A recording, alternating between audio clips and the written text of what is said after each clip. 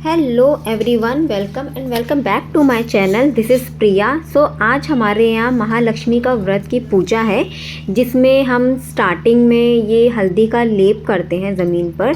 तभी से हम पूजा स्टार्ट करते हैं हल्दी के लेप से। यहाँ पर आप देख रहे होगे मैं आटे की चौक बना रही हूँ। और ये जो महालक्ष्मी का व्रत है ये पितर पक्ष में हम अष्टमी में मनाया जाता है।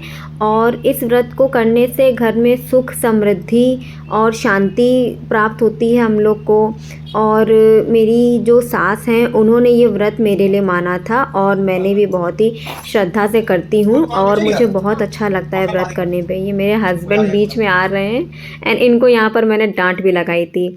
यहाँ बातें करते करते हमारी चौक कंप्लीट हो गई है एंड इसी बीच में जब तक थोड़ी चौक सूखेगी उसी बीच में मैंने यहाँ पर सूरा बनाते हैं इसमें, तो वो मैंने करा और वो वहाँ पर चढ़े हैं। तब तक मैंने यहाँ पर चौकी रख के इस पर कपड़ा डाला हुआ है। ज़्यादातर लाल कपड़े का इस्तेमाल किया जाता है पर मेरे पास गुलाबी रंग का कपड़ा था, तो यहाँ पर मैंने पूजा की तैयारी की है। इसके बाद हम पूजा शुरुआत करेंगे। महालक्ष्मी का काफ़ी लोग व्रत करते हैं। 16 दिन का व्रत होता है जिसमें आपको 16 हर चीज़ 16 करनी होती हैं। जैसे कि मैंने अभी वहाँ पे 16 बनाए थे, वो भी 16 थे। 16 गणेश जी के लिए, 16 महालक्ष्मी के लिए, 32 इस तरह से बनते हैं।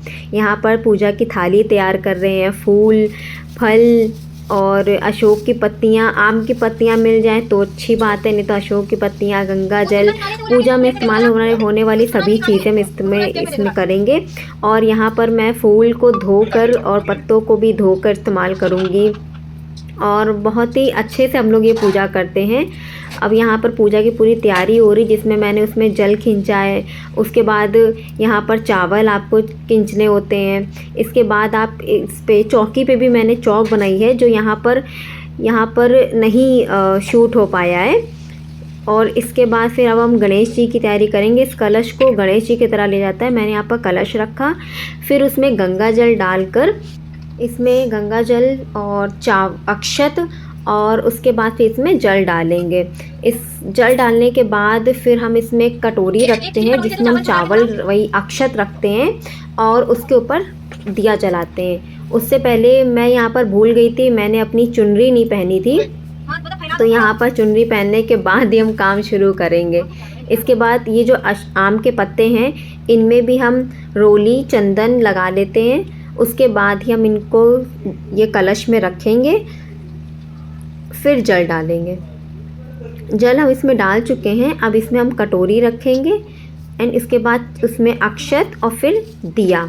इस तरह से ये तैयार हो जाते हैं। उसके बाद हम लक्ष्मी जी को उनका जो गज है उसको विराजमान करेंगे। ये देखिए इस तरह से। यहाँ पर हमने गौर जी को भी रखा हुआ है और जनेऊ है जो हम गणेश जी को पहनाएंगे वस्त्र की तरह इस्तेमाल करके। ये वो धागा है जिसमें 16 तार और 16 गांठें इसमें लगाई जाती हैं। इस धागे में 16 तार होते हैं प्लस 16 गांठियाँ होती हैं। जैसे कि मैंने आपको बताया था कि इस पूजा में हर चीज़ 16 इस्तेमाल की जाती है। जैसे कि मैंने यहाँ पर श्रृंगार भी रखा है, वो भी 16 रखे हुए हैं।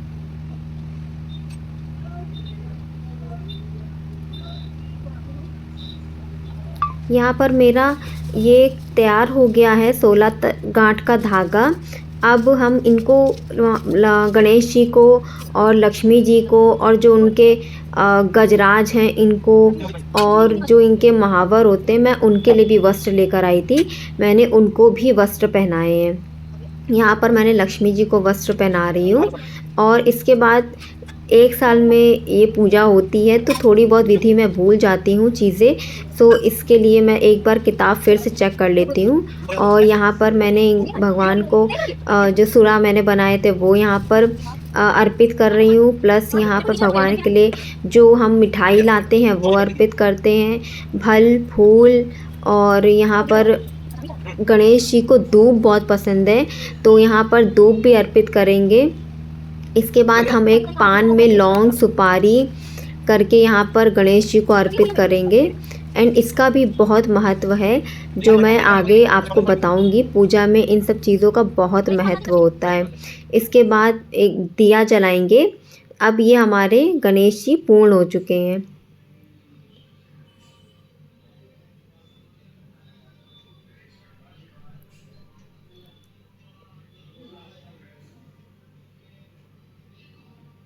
यहाँ पर अब मैंने माता लक्ष्मी को श्रृंगार चढ़ाना स्टार्ट करा है, जहाँ पर उनको चूड़ी और उनको रबर बैंड और हम उनके लिए जो महावर लाए हैं, रंग लाए हैं, वो उनको यहाँ पर लगाएंगे।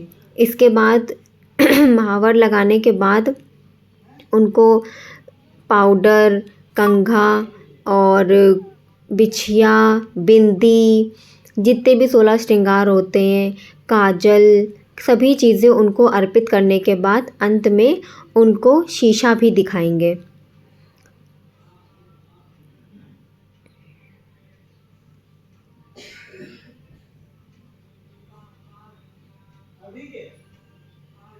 यहाँ पर गौर जी को भी मैंने बिंदी लगाई है, गौरा जी को, और उसके बाद लक्ष्मी जी को बिंदी लगाई है।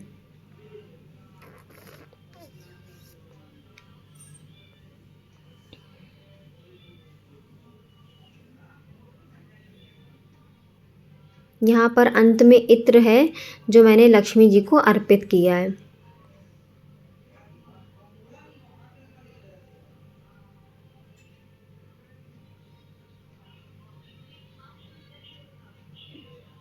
अंत में बिछिया भी है। अब जैसा कि मैंने आपको बताया था कि आखिर में उनको पूरे श्रृंगार चढ़ाने के बाद उनको अंत में शीशा भी दिखाते हैं, तो वो मैंने साथ रखा है, प्लस एक हैंकी भी यहाँ पर है। इसके बाद हम पूजा को आगे शुरू करेंगे। यहाँ पर मैंने उनको फल, जो मैं माता रानी के लिए फल लेकर आई थी, वो मैंने उनको अर्पित किए हैं।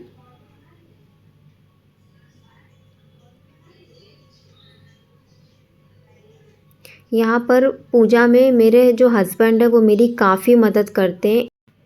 इनफैक्ट साथ रहने का मतलब ही यही होता है कि एक दूसरे की काफ़ी मदद करना। वो हर चीज़ बिल्कुल मेरे ऊपर नहीं छोड़ते हैं कि घर मुझे ही संभालना है, वो भी मेरी काफ़ी मदद करते हैं और मैं भी उनके बिज़नेस में काफ़ी मदद कर देती हूँ। तो इस तरह से हम लोग की लाइफ भी बहुत अच्छी चल रही है। यहाँ पर मैं माता रानी को, गणेश भगवान को, गौरा जी को पुष्प अर्पित कर रही हूँ, और जो मैंने 16 दियों की यहाँ पे थाली बनाई है, इनफैक्ट ये भी मेरे हस्बैंड ने मुझे बना कर दी है, तो इसको भी डेकोरेट कर रही हूँ पुष्पों से। इस पूजा में कथा भी होती है इस पूजा की, जो यहाँ पर मैंने शुरुआत कर दी है। तो अब यहाँ पर मैं कथा पढ़ रही हूँ, और बीच में मुझे याद आया कि हम लोग कथा पढ़ते समय हम लोग के हाथ खाली होने चाहिए, पुष्प और अक्षत आपके हाथ में होने चाहिए। तो वो भी मैंने अपने हस्बैंड को दिए हैं, प्लस मेरे भी हाथ में पुष्प और अक्षत हैं। तो इसको देख के मैं कथा पढ़ रही हूँ। यहाँ पर हमारी कथा समाप्त हो गई है और मेरे हस्बैंड ने भी इसमें पुष्प अर्पित कर दिए हैं। अब हम आगे की प्रक्रिया करेंगे। जो हमारे ये 16 दिए हैं, इनको जलाकर इन्हीं से आरती होती है, तो वो भी आप आगे देखेंगे।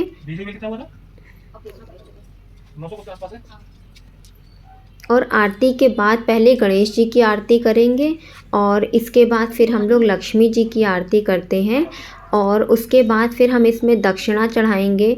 मैंने यहाँ पर अंत में सुहाग भी लिया हुआ है, और दक्षिणा चढ़ाने के बाद हम एक क्षमा याचना पढ़ते हैं, जिसमें भगवान से कहते हैं कि अगर हमारी पूजा में कोई भी त्रुटि हो गई हो तो हमें क्षमा करें, और हमारी ये जो पूजा है ये स्वीकार करें। और अब आप देख रहे होंगे, पहले यहाँ पर भगवान गणेश जी की आरती, और उसके बाद फिर महालक्ष्मी जी की आरती मेरे हस्बैंड ने यहाँ पर पढ़ी है, और मैंने आरती की है।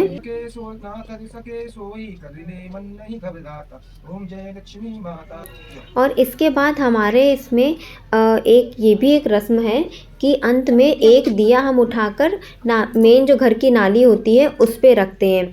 तो यहाँ पर मैंने वो भी कर लिया है, और उसके बाद अंत में यहाँ पर आरती वगैरह लेकर, और इसमें यहाँ पर हमने दक्षिणा रखी है, और उसके बाद यहाँ पर माता रानी से सिंदूर लिया है मैंने, और उसके बाद यहाँ पर भोग आप देख रहे होगे, मैं भोग भगवान को अर्पित कर रही हूँ। और फल आदि करने के बाद यहाँ पर सिंदूर लेना होता है, सुहाग लेना होता है। सुहाग लेने के बाद हम यहाँ पे दंडवत प्रणाम करेंगे माता रानी को और पूजा में जितनी भी भूल चूक हुई है उसके लिए माफ़ी की याचना पढ़ेंगे। यहाँ पर आप देख रहे हो, इसी के साथ हमारी पूजा संपन्न हो जाती है।